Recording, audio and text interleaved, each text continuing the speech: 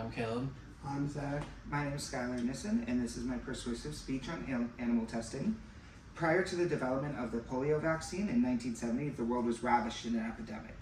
To develop the vaccine, scientists required the liver and kidney cells of monkeys, and over 10,000 monkeys died each year in the production of just one vaccine.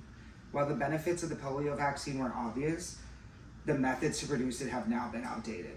With the advancement of technology, it is time to find alternative replacements rather than testing on animals. Through my research on this topic, I was able to better understand how we can reduce the use of scientific animal testing.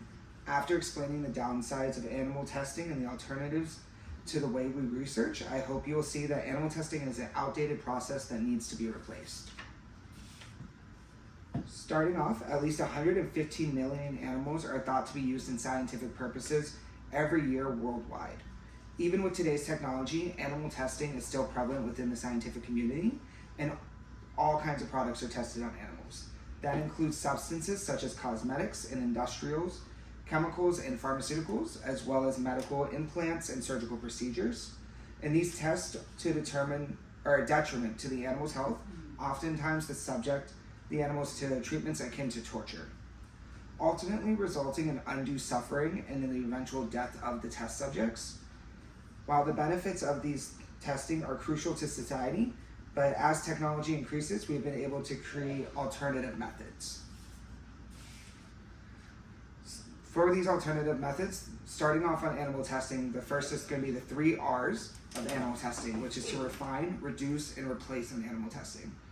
Refining is to reduce the amount of the animal's pain. Reducing is to lower the amount of animals actually in the study. And to replace is to rely on alternative methods of the testing.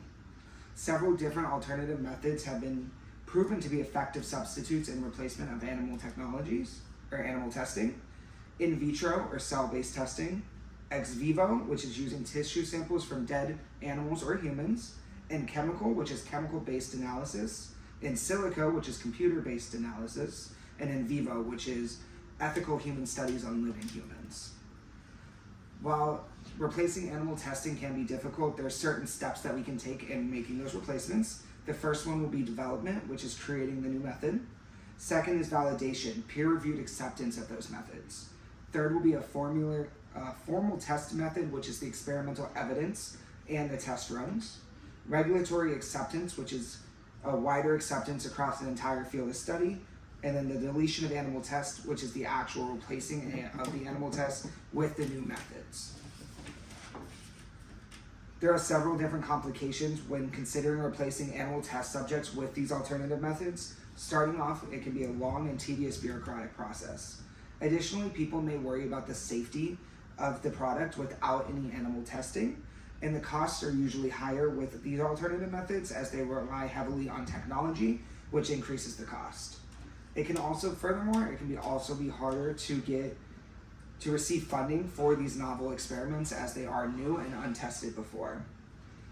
Even though there will be trials and tribulations with alternative methods, that doesn't mean they aren't worth doing.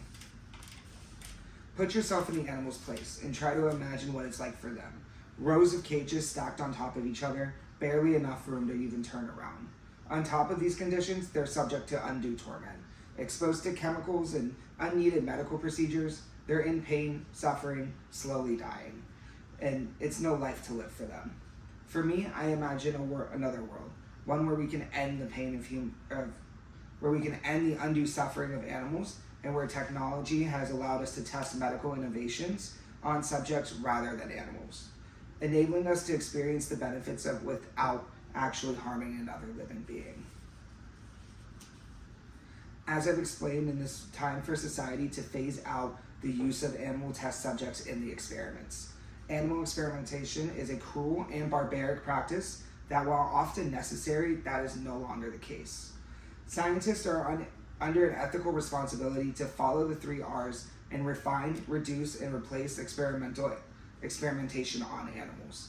While advancements in technology have also alternative methods to animal testing, ultimately it won't be without challenges as we begin to find new experimental methods. Personally, I'm going to remain more cognitive of the products I use and the political leaders that I support based on their willingness to reduce undue suffering of animal test subjects.